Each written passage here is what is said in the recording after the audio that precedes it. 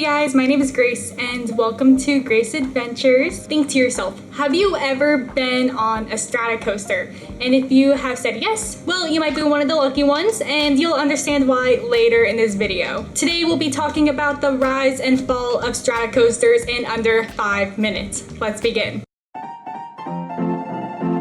In May of 2000, Cedar Fair and Intamin made history with Millennium Force at Cedar Point, the world's first Giga coaster, a complete circuit coaster between 300 and 399 feet.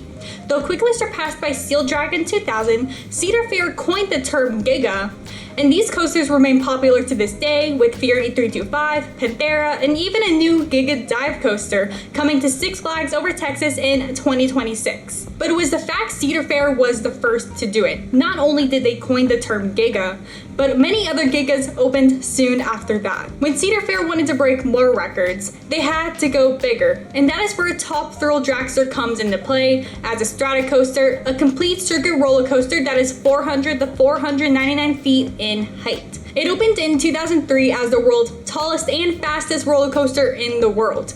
Top Thrill Dragster had a height of 420 feet, a drop of 400 feet, and a speed of 120 miles per hour in less than 4 seconds. Six Flags Entertainment built the only other Strata coaster at Six Flags Great Adventure in May of 2005 called King Ka. This was also manufactured by Intamin, but this reached a height of 456 feet, a drop of 418 feet, and reached a speed of 128 miles per hour. The biggest difference with King Ka was the airtime portion as it reached the end of the track. In 2021, a woman was hit in the back of the head with a piece of metal from Top Thrill Dragster, which resulted in her going to the hospital. The ride was closed for the rest of the season and never opened back up, closing indefinitely in 2022. The manufacturer Zamperla was hired to revamp and reimagine the ride as Top Thrill 2 and give it major upgrades, including a triple launch with a tall spike at the polar opposite end of the tower, using an LSM launch instead of a hydraulically launched coaster model, and using Zamperla's all-new Lightning trains. They supposedly went with Zamperla instead of Intamin again because they like Zamperla's proposed design better, along with the strained relationship between Intamin and Cedar Point, which can be a whole nother video. Top Thrill 2 first debuted in the May Top Thrill 2 first debuted in May of the 2021. Top Thrill 2 first debuted in the May of 2024.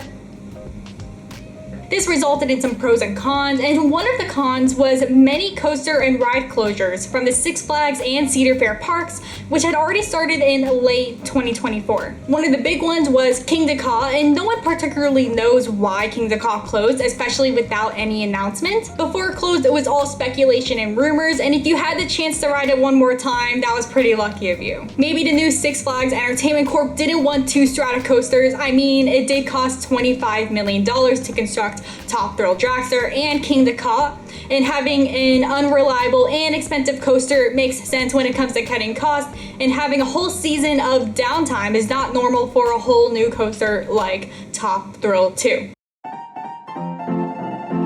What hope is there that another Strata coaster will get built in the future? Strata coasters require a lot of space, which most parks like Knott's Berry Farm simply don't have because they're landlocked with no room to expand. Removing a good ride for an expensive and unreliable coaster like Top Thrill 2 or King Ka is a huge risk many parks can't afford to take. Apparently, Top Thrill 2 is supposed to fully reopen this coming season when it opens in May of 2025. The future does look a little gleam though for coasters as big as Strata coasters when the opening of Falcon's Flight and Six Flags in Saudi Arabia opens as the world's tallest, fastest, and longest roller coaster this year. It has a speed of 155 miles per hour, a height of 531 feet, and a drop of 606 feet, but this is all only possible because the coaster has a length of around 14,000 feet, which practically takes up the entire park. The manufacturer Intamin has coined this coaster as the first Exa coaster, it being over 600 feet.